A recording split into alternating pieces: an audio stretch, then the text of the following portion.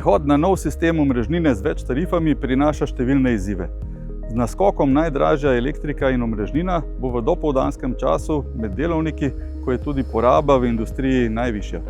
Če bodo proizvodna podjetja želela optimirati stroške, bodo morala dinamično prilagajati svoj odjem električne energije.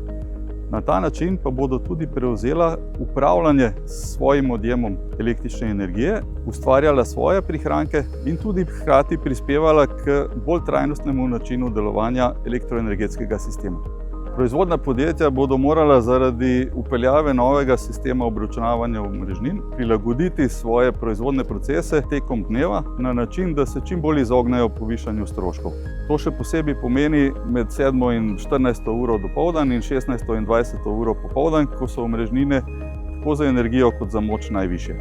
Če bo njihov profil porabe ostal enak kot do sedaj, se lahko nekaterim podjetjem stroški dvignejo do te mere, da vplivajo na njihovo konkurenčnost. V tem primeru sledijo potem lahko nezaželene posledice, kot so zmanjšanje investicij, predvsem razvoj in morda celo odpuščanje ali kaj hujšega.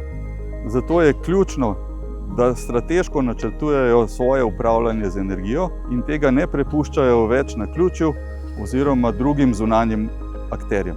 Podjetje Mihev je energijsko zelo intenzivno podjetje in cena energije je tista, ki v veliki meri vpliva tudi na našo konkurenčnost. Same energetike smo se v podjetju lotili zelo proaktivno. Najprej smo upravili monitoring, nato pa bomo prišli na aktivni odjem električne energije z njenim sistemom Ingenious Flex. Aktivni odjem pomeni prilagajanje porabe električne energije znotraj odjemnega mesta, recimo proizvodnega obrata, na način, da so stroški čim nižji. Recimo, da se izognemo visokim konicam ali neenakomerni porabi. Namesto, da se energija porablja, ko je najdražja, uporabniki aktivnega odjema porabljajo več, ko je energija cenejša. To vključuje prelaganje proizvodnih procesov na cenejše intervale, za kar pa je potrebno imeti zelo dober pregled nad vsemi bremeni oziroma porabniki električne energije v proizvodnji. Posledično mora avtomatiziran sistem upravljanja izkoristiti vse notranje vire in jih prilagajati na način, da podjetju prinesejo čim večji prihranek.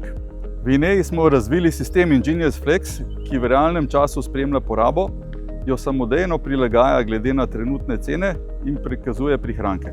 Sistem lahko porabo napove na podlagi preteklih podatkov in plana dela, kar zagotavlja čim manjši vpliv na proizvodne procese.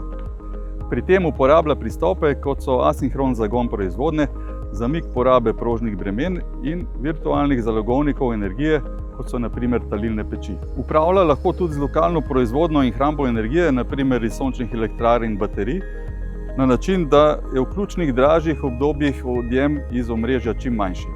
Ugotovljeno je bilo, da so vsa tista bremene, za katere smo že prej nekako predvidevali, da so najpomembnejša, imajo tudi možnost vodenja od zunaj in z aktivnim odjemom bomo lahko v realnem času nekako prilagajali odjem energije in tako ne bomo plačevali nepotrebnih stroškov.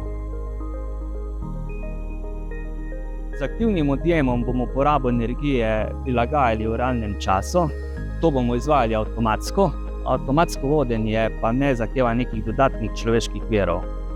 Samo prilagajanje porabe ne bo negativno vplivalo na našo proizvodnjo, saj že manjše prilagoditve večjih bremen lahko prinesejo velike pozitivne učinke.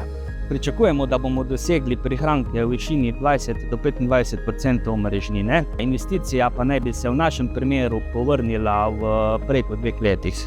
Povečali bomo tudi trajnost naših operacij, saj bo tudi izkoristek naše sončne elektrarne boljši. Ingenious Flex lahko izkoristi tudi prednosti povezovanja v energetsko skupnosti, saj lahko na ta način več lokacij prilagaja procese med seboj in s tem smotrno izkoristi vse vire, ki so jim na voljo.